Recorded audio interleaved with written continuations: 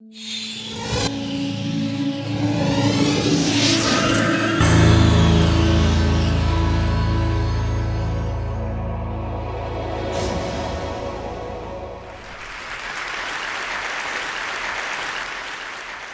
still remember the day in school when our teacher told us that the world population had become 3 billion people.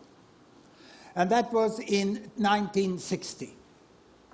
And I'm going to talk now of how world population has changed from that year and into the future. But I will not use digital technology as I've done during my first 5 TED Talks. Instead, I have progressed. And I am today launching a brand new analog teaching technology that I picked up from IKEA. This box contains 1 billion people. And our teacher told us that the industrialized world, 1960, had 1 billion people. And the developing world, she said, they had 2 billion people. And they lived away then. There was a big gap between the 1 billion in the industrialized world and the 2 billion in the developing world. The industrialized world, people were healthy, educated, rich, and they had small families. And their aspiration was to buy a car. And in 1960, all Swedes were saving to try to buy a Volvo like this. This was the economic level at which Sweden was. But in contrast to this, the developing world, far away, the aspiration of the average family there was to have food for the day. And they were saving to be able to buy a pair of shoes. There was an enormous gap in the world when I grew up. And this gap between the West and the rest has created a mindset of the world which we still use linguistically when we talk about the West and the developing world. But the world has changed, and it's overdue to upgrade that mindset and that taxonomy of the world and to understand it. And that's what I'm going to show you. Because since 1960, what has happened in the world up to 2010 is that a staggering 4 billion people have been added to the world population. Just look how many. The world population has doubled since I went to school.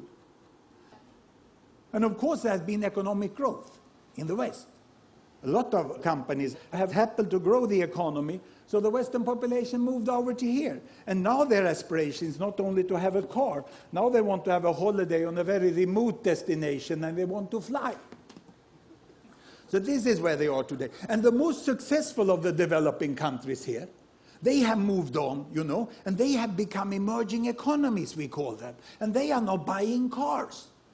And what happened a month ago was that the Chinese company Geely, they acquired the Volvo company. And then finally the Swedes understood that something big had happened in the world. You know? So there they are. And the tragedy is that the 2 billion over here that is struggling for food and shoes, they are still almost as poor as they were 50 years ago.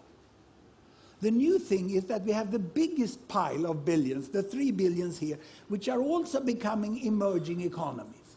Because they are quite healthy, relatively well educated, and they already also have 2 to 3 children per woman, as those have. And their aspiration now is, of course, to buy a bicycle. And then later on they would like to have a motorbike also. But this is the world we have today. No longer any gap. But the distance from the poorest here, the very poorest, to the very richest over here, is wider than ever. But there is a continuous world from walking, biking, driving, flying. There are people on all levels, and most people tend to be somewhere in the middle. This is the new world we have today, in 2010. And what will happen in the future? Well, I'm going to project into 2050.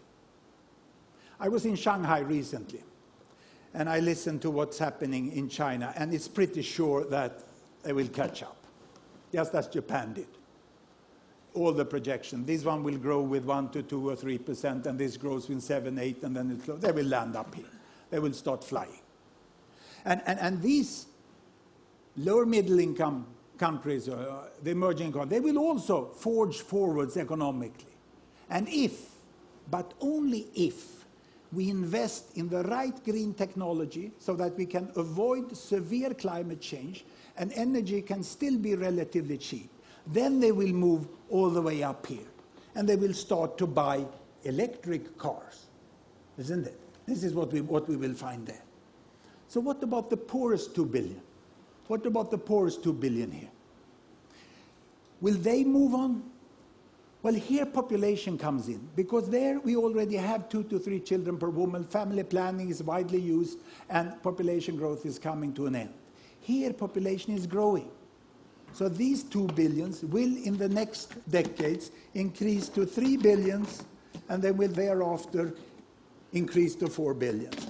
There is nothing but the nuclear war of a kind we've never seen that can stop this from happening, because we already have this in process.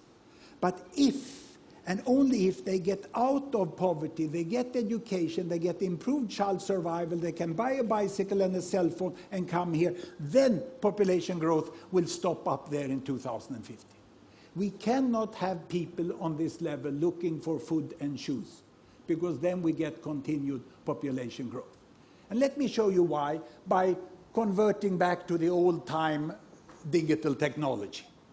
Here I have on the screen my country bubbles. Every bubble is a country, the size is population, the colors show the continent, the yellow one there is the Americas, dark blue is Africa, brown is Europe, green is Middle East, and this light blue is South Asia, that's India, and this is China, size is population. Here I have children per woman, 2 children, 4 children, 6 children, 8 children, big families, small families. The year is 1960, and down here child survival. The percentage of children surviving childhood up to starting school, 60%, 70%, 80%, 90%, and almost 100%, as we have today in the wealthiest and healthiest countries.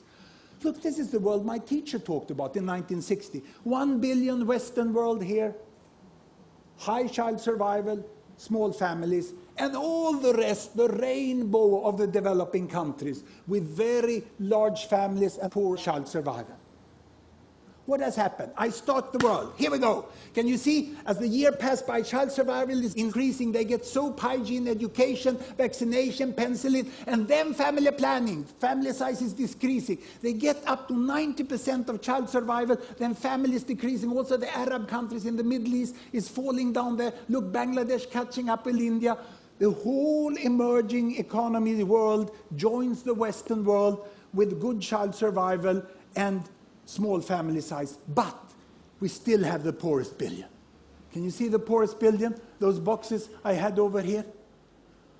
They are still up here, and they still have a child survival of 70 to 80%, meaning that if you have 6 children born, there will be at least 4 who survive to the next generation, and the population will double in 1 generation. So the only way of really getting world population to stop is to continue to improve child survival to 90%. That's why investments by Gates Foundation, UNICEF and aid organization, together with national government in the poorest countries, are so good, because they are actually helping us to reach a sustainable population size of the world. We can stop at 9 billion if we do the right things. Child survival is the new green. It's only by child surviving that we will stop population growth. And will it happen? Well, I'm not an optimist. Neither am I a pessimist. I'm a very serious possibilist. It's a new category, where we take emotion apart and we just work analytically with the world. It can be done. We can have a much more just world with green technology and with investments to alleviate poverty and global governance. The world can become like this. And look at the position of the Old West. Remember when this blue box was all alone, leading the world, living its own life? This will not happen. The role of the Old West in the New World is to become the foundation of the modern world. Nothing more, nothing less. But it's a very important role. Do it well and get used to it. Thank you very much.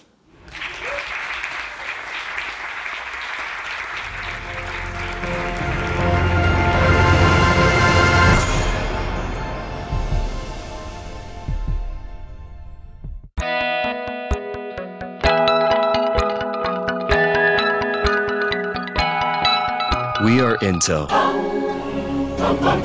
sponsors of tomorrow.